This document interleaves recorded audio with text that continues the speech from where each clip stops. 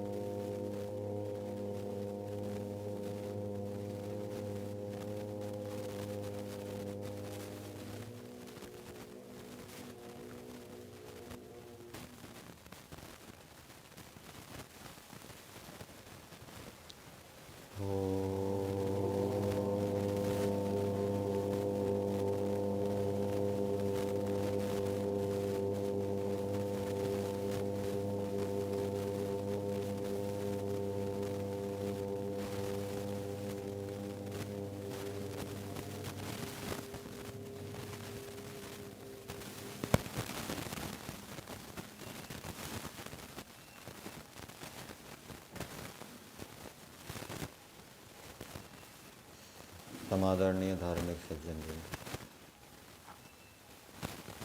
यजुर्वेद का 36वां अध्याय, मंत्र संख्या 24। मंत्र है तच्चक्षुर्देव हितं पुरस्तात् शुक्रमुच्चरत् पश्येम शरदः शतं जीवेम शरदः शतं शृणुयाम शरदः शतं प्रब्रवाम शरदः शतमदीनाः स्याम शरदः शतं भूयश्च शरदः शतात्। इस मंत्र का विनियोग संध्या के उपस्थान मंत्रों में भी किया गया है और स्वस्तिवाचन में है ये मंत्र, या शांतिकरण में भी इसका विनियोग किया गया है। महर्षि दयानंद जी के वेद भाष्य के अनुसार इस मंत्र की भूमिका में दिया है, अब ईश्वर की प्रार्थना विषय को कहते हैं। मंत्र का देवता है सूर्य। यद्यपि इस मंत्र के अंदर ईश्वर की स्तुति भी की गई है और प्रार्थना भी की गई है। ईश्वर की स्तुति कैसे करनी है वो हमें मंत्रों के माध्यम से विदित होता है। ईश्वर की हम सत्य स्तुति करें, मिथ्या स्तुति ना करें, और ईश्वर से हमें किस प्रकार की प्रार्थनाएं करनी चाहिए उनका बोध भी हमें मंत्रों के माध्यम से होता है। मंत्र के पद हैं तच्चक्षुः। तत् का पदार्थ में दिया है चेतनम ब्रह्म। चेतन जो ब्रह्म है वह चक्षु है। परमात्मा चेतन है, जड़ नहीं है। हम परमेश्वर को चेतन के समान जाने माने। ईश्वर हमारे कर्मों का हिसाब रखते हैं, कर्मों का ठीक ठीक फल देते हैं, हमें अच्छा बुरा भी मानते हैं। ये अच्छा व्यक्ति है, ये बुरा है। किसी को परमेश्वर प्रिय होता है, किसी को अप्रिय होता है। जैसे चेतनों में ये व्यवहार देखा जाता है, कोई किसी के लिए प्रिय होता है, कोई अप्रिय होता है। ऐसा जो ब्रह्म है वो चक्षु। चक्षु का अर्थ किया है चक्षु एव सर्वदर्शकम। हिंदी भाग में इसका अर्थ दिया है नेत्र के तुल्य सबको दिखाने वाला। वैसे दर्शकम का अर्थ दोनों प्रकार से हो सकता है, देखने वाला और दिखाने वाला। नेत्र के लिए भी हम प्रयोग कर सकते हैं, नेत्र देखता है, गौण प्रयोग है वो। वैसे देखने वाला तो जीवात्मा है। गौण प्रयोग नेत्र की महत्ता को बताने के लिए इस प्रकार का प्रयोग वेद में भी देखा जाता है। मन के विषय में कहते हैं यज्जागृतो दूरम उदयति दैवम। जो जागृत अवस्था में दूर दूर तक जाता है, अपने आप तो जाता नहीं, जड़ है, जीवात्मा उसको ले जाता है। इसी प्रकार से नेत्र को भी हम कह सकते हैं कि वो देखने वाला है। तो परमेश्वर नेत्र के समान सर्वदर्शकम, सबको देखने वाला है। तो हमको भी देख रहा है, दूसरों को भी देख रहा है। तो हमको देख रहा है ये बात हमें विदित रहेगी। साथ साथ में ईश्वर न्यायाधीश हैं, कर्मफल प्रदाता है। तो हम ठीक कर्मों को करेंगे, गलत कार्यों को नहीं करेंगे। दूसरों को देख रहा है तो उससे भी हमारी सहन शक्ति बढ़ेगी। जब हम ये विचार करते हैं कि इसको तो देखने वाला कोई है नहीं, तो फिर व्यक्ति कानून को अपने हाथ में ले लेता है।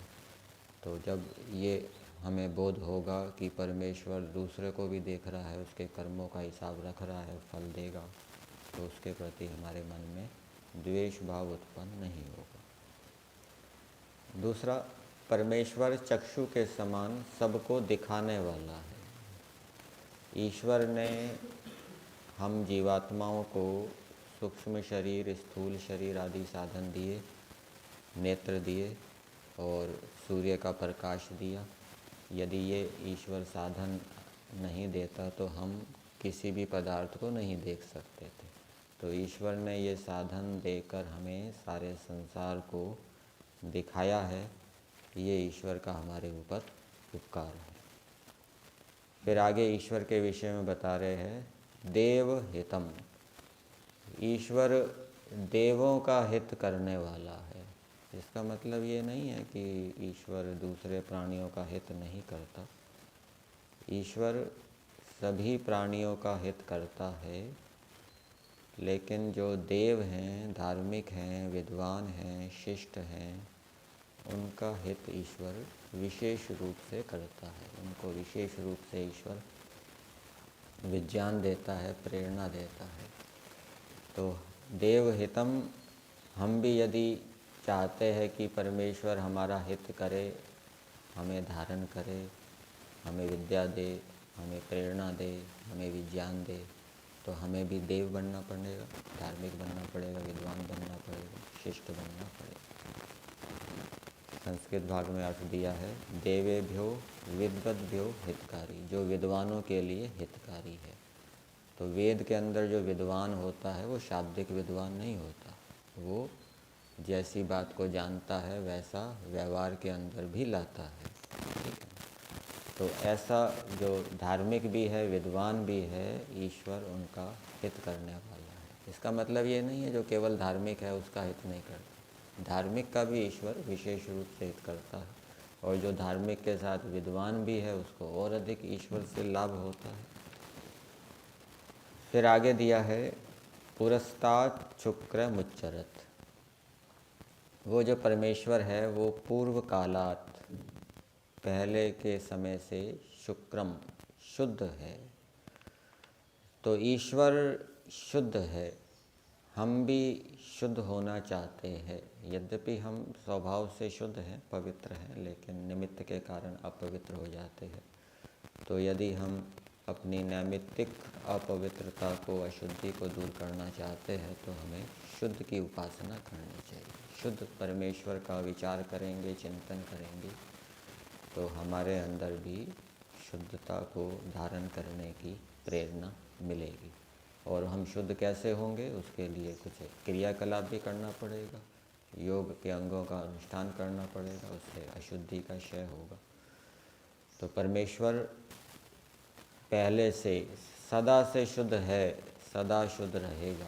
हम कभी शुद्ध हो जाते हैं, कभी अशुद्ध हो जाते हैं, तो हमें भी परमेश्वर के समान हमेशा शुद्ध बनने का प्रयास करना चाहिए। हमेशा तो नहीं बन सकते, लेकिन लंबे काल तक के लिए तो बन सकते हैं, मुक्ति के काल तक के लिए बन सकते हैं। और शरीर धारण अवस्था में भी यदि हमने कलेशों को नष्ट कर दिया है, दग्ध बीज कर दिया है अथवा दबा दिया है, तो उतने काल तक हम शुद्ध रह सकते हैं। तो जैसे परमेश्वर शुद्ध है, वैसे हमें भी शुद्ध बनना चाहिए। ये प्रेरणा हमें इस मंत्र से प्राप्त करनी चाहिए। फिर आगे दिया है, उच्चरत। चरति सर्वम जानाति। चर धातु गति बख्शने अर्थ में है। गति के 3 अर्थ होते हैं, ज्ञान, गमन और प्राप्ति। यहाँ पर ज्ञान अर्थ ले लिया है। चरति सर्वम जानाति, परमेश्वर सबको जानता है, सबको जानने वाला है। मेरे को भी जानने वाला है, हमको भी जानने वाला है, दूसरों को भी जानने वाला है। दूसरा कैसा है, धार्मिक है, अधार्मिक है, मूर्ख है, ज्ञानी है, उसके अंदर कैसे कैसे गुण हैं, कैसे कैसे दोष है, पुरुषार्थी है, आलसी है, सब के विषय में ईश्वर जानने वाला है। तो ये बात भी हमें जाननी चाहिए, समझनी चाहिए। तो अब ईश्वर की स्तुति करके अब प्रार्थनाएं की गई है। पहली प्रार्थना है पश्येम शरदः शतम्। हे परमेश्वर, हम, हिंदी भाग में इसका अर्थ दिया है 100 वर्ष तक देखें। किसको देखें? तत् का यहाँ पे, तत् को यहाँ पे जोड़ा है। उस आप को हम 100 वर्ष तक देखें। अर्थात एक तो हमारी रुचि ईश्वर में बनी रहे, दूसरे पदार्थों में ना हो। यदि ईश्वर में रुचि होगी तो हम ईश्वर का ध्यान करेंगे, ईश्वर का स्मरण करेंगे। ईश्वर में रुचि नहीं होगी तो ईश्वर का ध्यान नहीं करेंगे। एक स्थूल दर्शन बताते हैं, एक सूक्ष्म दर्शन। स्थूल दर्शन ये है कि ईश्वर के विषय में शब्द प्रमाण से जानना, अनुमान प्रमाण से जानना, स्मरण करना। सूक्ष्म दर्शन ये है कि समाधि अवस्था में ईश्वर का साक्षात्कार करना। तो 100 वर्ष तक जिसकी जैसी योग्यता है, जो समाधिस्थ है वो ईश्वर का साक्षात्कार करेगा समाधि अवस्था में। जो अभी समाधि अवस्था में नहीं पहुंचा वो ध्यान के माध्यम से ईश्वर का स्मरण करेगा, ईश्वर को देखेगा, ईश्वर को जानेगा। तो ईश्वर को हम 100 वर्ष तक देखें या जानें। किस लिए जानें? ईश्वर को जानने से क्या लाभ होगा? संध्या किस लिए करते हैं? ईश्वर को जानने के लिए करते हैं। तो ईश्वर को किस लिए जानते हैं? ईश्वर के गुण कर्म स्वभावों को जानने के लिए संध्या करते हैं। गुण कर्म स्वभावों को किस लिए जानते हैं? जिससे कि हमारी ईश्वर में प्रीति हो, जिससे कि हम भी अपने गुण कर्म स्वभाव ईश्वर जैसे बनाएं। और ईश्वर में प्रीति होगी तो हम प्रेम पूर्वक ईश्वर का स्मरण करेंगे, प्रेम पूर्वक ईश्वर की आज्ञा का पालन करेंगे। और जब प्रेम पूर्वक, स्नेह पूर्वक ईश्वर का स्मरण करेंगे, स्नेह पूर्वक ईश्वर की आज्ञाओं का पालन करेंगे तो हमारी बुद्धि दिव्य होगी, ठीक है ना, उत्तम निर्णय देने वाली होगी। दिन भर हमें अनेक निर्णय लेने पड़ते हैं और हमारे निर्णय उत्तम हो, वो कब होंगे? जब हम प्रतिदिन स्नेह पूर्वक ईश्वर का स्मरण करेंगे, स्नेह पूर्वक ईश्वर की आज्ञाओं का पालन करेंगे। और ईश्वर को देखने से, ईश्वर का विचार करने से, ईश्वर का चिंतन करने से, स्नेह पूर्वक ईश्वर की आज्ञा का पालन करने से ईश्वर के ऊपर विश्वास उत्पन्न होगा। जो ईश्वर का स्मरण तो कर रहा है, ध्यान तो कर रहा है, लेकिन व्यवहार काल में अहिंसा रूप ईश्वर की आज्ञा का पालन नहीं कर रहा, उसको ईश्वर पर विश्वास उत्पन्न हो जाए, ऐसा नहीं होगा।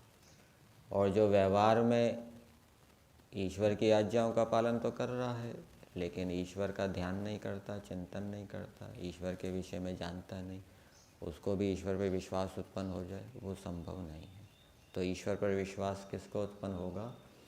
जो ध्यान के समय, संध्या के समय प्रेम पूर्वक ईश्वर का ध्यान करेगा और व्यवहार के समय भी प्रेम पूर्वक ईश्वर की आज्ञाओं का पालन करेगा।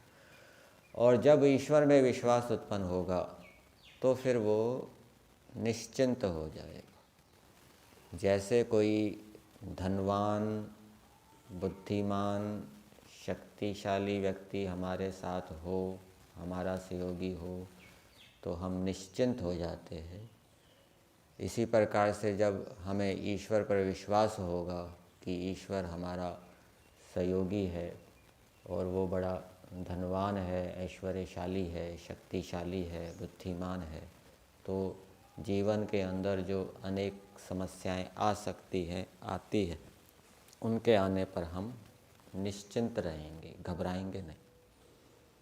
कोई नाविक समुद्र से जा रहा है और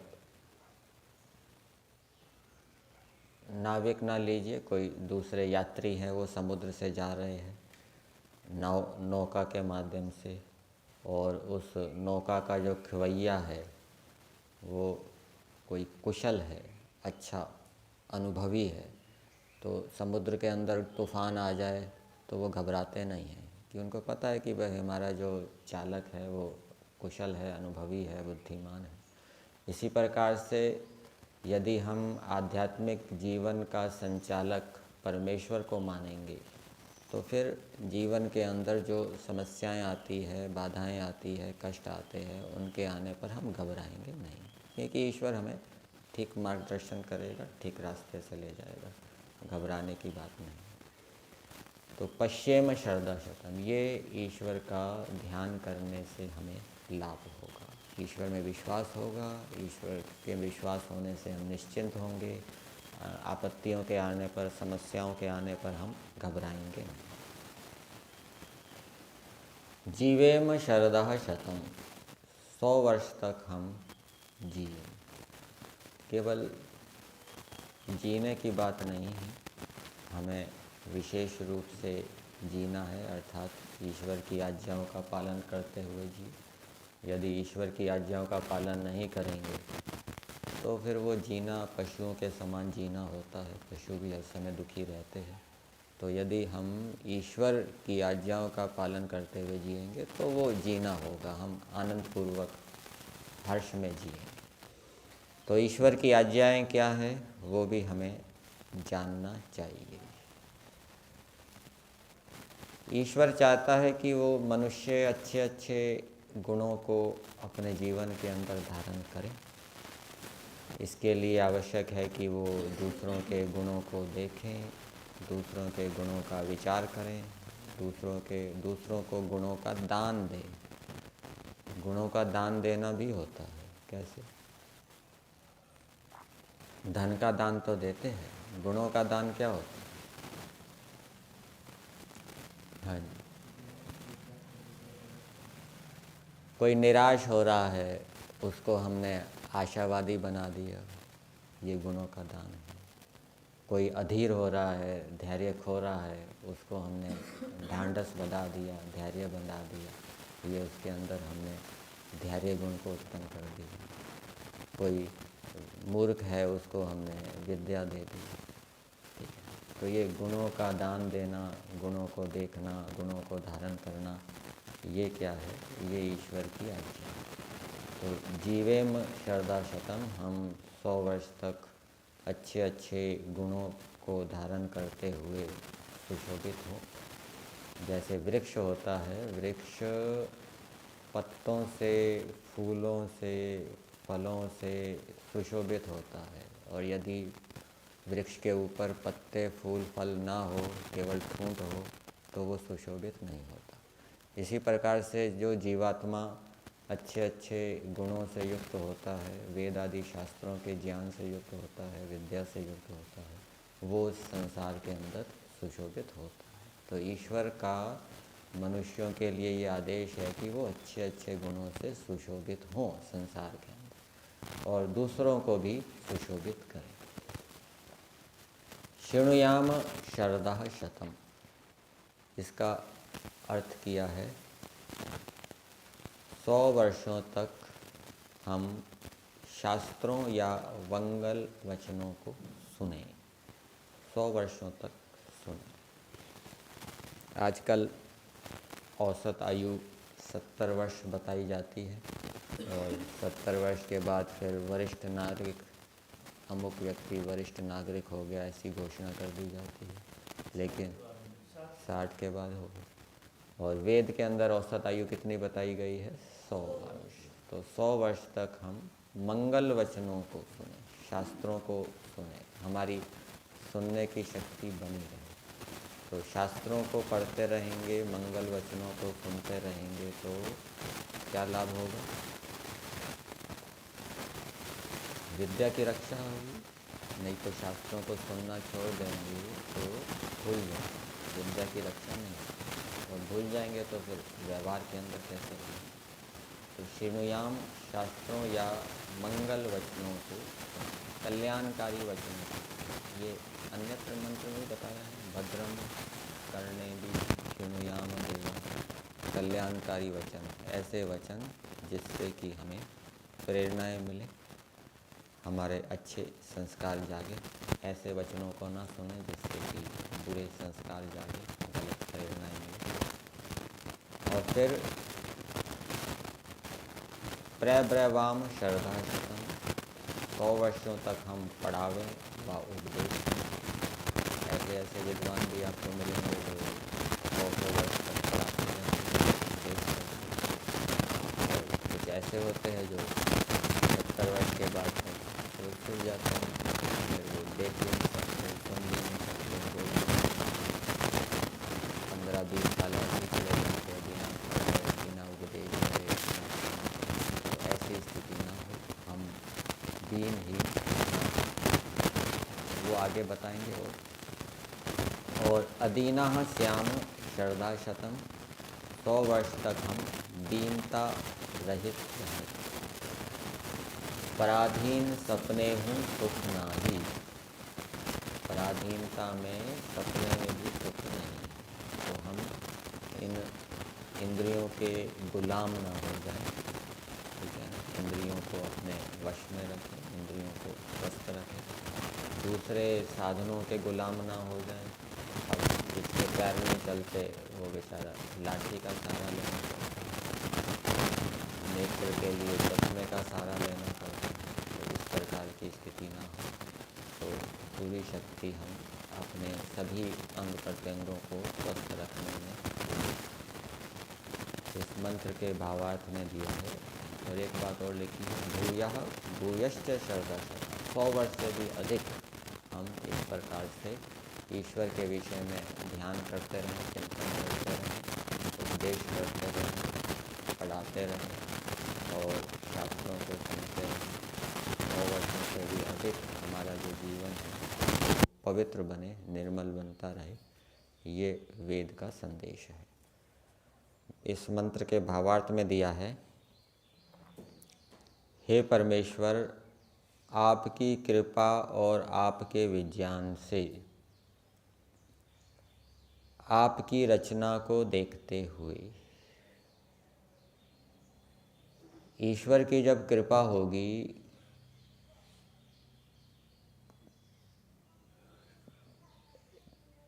तब हम ईश्वर को देखेंगे। ये भी अच्छे कर्मों का फल है कि कोई 100 वर्ष तक ईश्वर का ध्यान करता रहता है, शास्त्रों को सुनता रहता है, पढ़ता रहता है, उपदेश करता रहता है। ये भी अच्छे कर्मों का फल है। सबको ऐसा अवसर उपलब्ध नहीं होता, ये ईश्वर की कृपा है, अर्थात अच्छे कर्मों का ये फल है।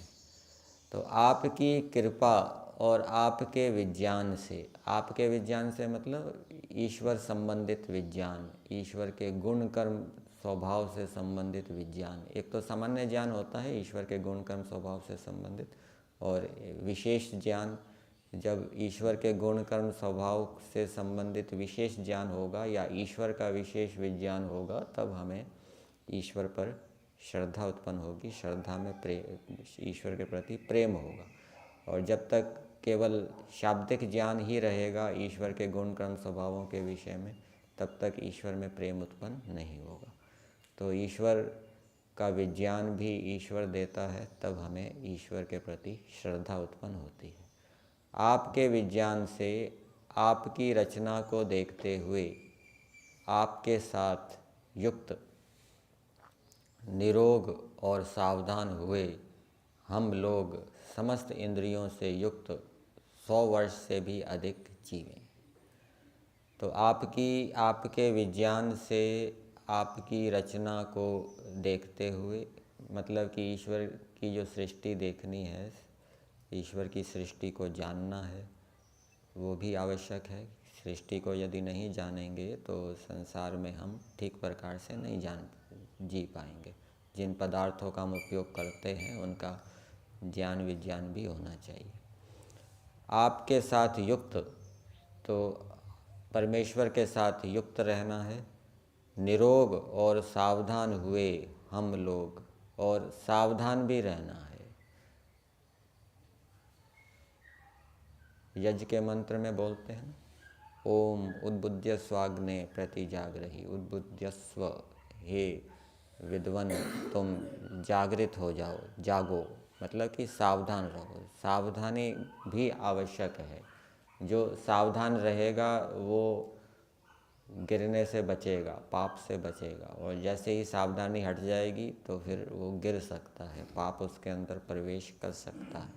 इसलिए सावधानी भी आवश्यक है। सावधान हुए हम लोग समस्त इंद्रियों से युक्त 100 वर्ष से भी अधिक जीवें। समस्त इंद्रियों से युक्त मतलब समस्त इंद्रियों के गोलक जो हैं हमारे स्वस्थ रहें।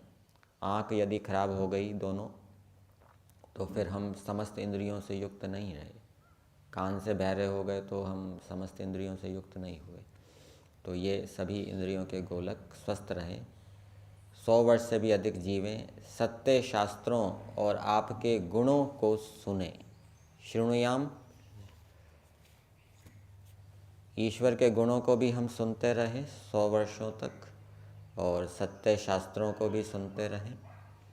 वेद आदि को पढ़ें, सत्य का उपदेश करें।